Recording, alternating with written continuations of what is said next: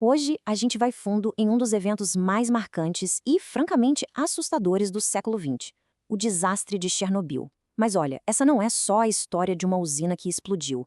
É um alerta sobre como uma mistura de tecnologia falha, erro humano e um sistema político quebrado pode levar a uma catástrofe. Imagina a cena. Naquela madrugada de 26 de abril de 1986, o céu da cidade de Pripyat, na Ucrânia, se acendeu. E não era um amanhecer, eram luzes estranhas, cores que ninguém nunca tinha visto. As pessoas, sem ter a menor ideia do veneno invisível que já estava no ar, acharam aquilo lindo. Mal sabiam elas que aquele espetáculo sinistro era o começo de um pesadelo. Então, como é que as coisas saíram de controle tão rápido? Para a gente entender de verdade o que aconteceu, a gente precisa voltar no tempo para aquela noite. Mais especificamente, para os últimos 60 segundos de vida do reator 4. Tudo começou com um teste de segurança que, na maior ironia possível, causou a maior falha de segurança da história. A ideia por trás do teste, no papel, até que fazia sentido. Pensa assim, se rolasse um apagão total na usina, os geradores de emergência demoravam cerca de 1 minuto para ligar. A questão era, será que a turbina, enquanto perdia velocidade, conseguiria gerar energia suficiente para manter as bombas de água funcionando nesse intervalo de 1 minuto? Era um teste pensado para aumentar a segurança, não para acabar com ela. E é aqui que a situação fica assim de arrepiar. 1h23 da manhã, o teste começa. Em menos de 40 segundos, as coisas ficam tão instáveis que o operador aperta o botão de emergência, o tal do AZ5.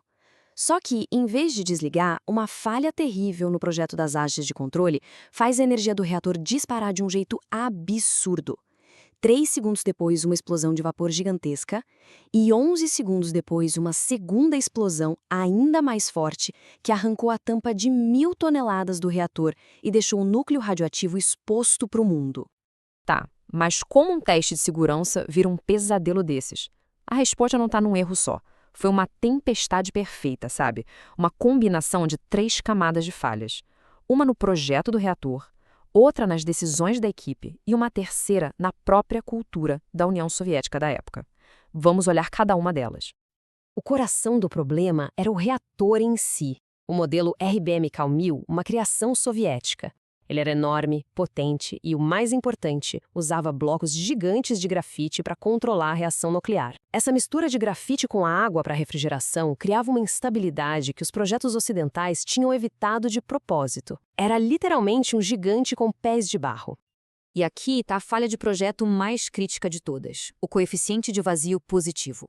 O nome é complicado, mas a ideia é assustadoramente simples. Num reator ocidental, se a água de refrigeração esquenta demais e vira vapor, a reação nuclear diminui. É como um freio de segurança automático. Já no RBMK, por causa do grafite, acontecia o contrário. O vapor acelerava a reação. É como pisar no freio do carro e ele sair em disparada. E para piorar tudo, não existia uma estrutura de contenção decente para isolar um acidente.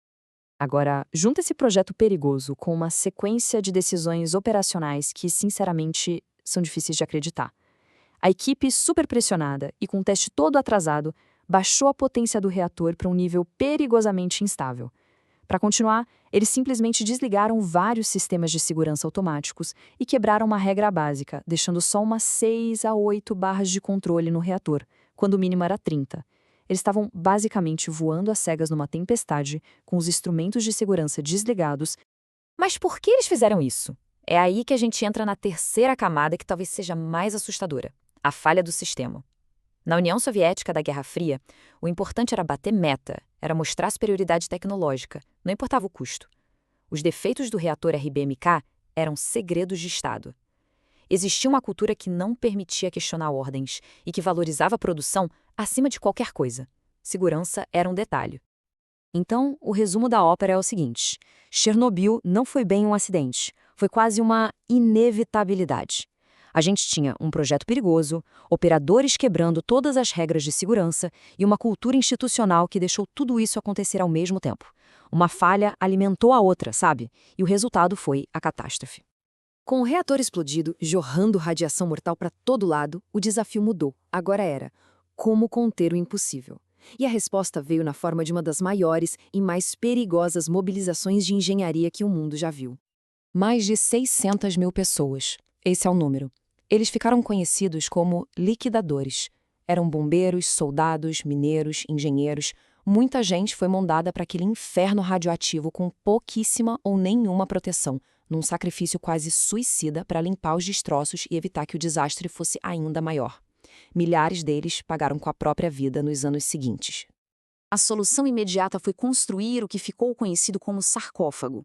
Foi uma estrutura gigante de concreto e aço, levantada em apenas 206 dias, debaixo de níveis de radiação que matariam uma pessoa em minutos. Tudo para cobrir o reator destruído. Foi um feito heróico, sim, mas todo mundo sabia que era um curativo, uma solução desesperada e temporária.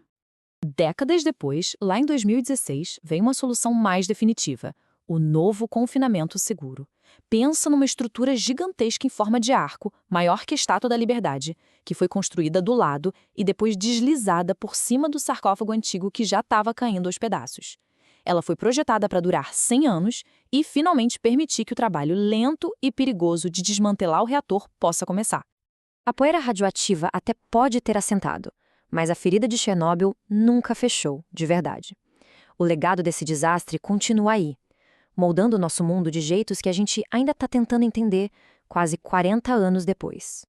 O custo humano é simplesmente devastador. O número oficial é de 31 mortos nos primeiros dias. Mas isso é só a pontinha do iceberg. Mais de 6.000 casos de câncer de tireoide, principalmente em crianças, foram ligados diretamente à radiação.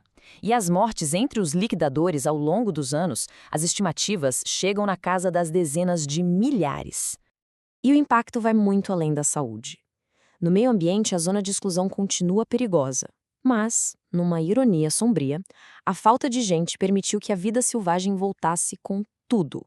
Socialmente, mais de 115 mil pessoas foram forçadas a abandonar suas casas para sempre, criando um trauma que passa de geração em geração. E, politicamente, a tentativa de esconder o desastre foi um tiro no pé que ajudou a acelerar a queda da União Soviética. E isso tudo nos leva a uma pergunta final, que fica ecoando. Chernobyl foi só um acidente tecnológico, um erro humano trágico? Ou foi algo mais fundo? O colapso de um sistema político inteiro que colocou a ideologia e o poder acima da segurança e da verdade? A real é que provavelmente uma coisa não existe sem a outra. E essa talvez seja a lição mais aterrorizante e duradoura de Chernobyl.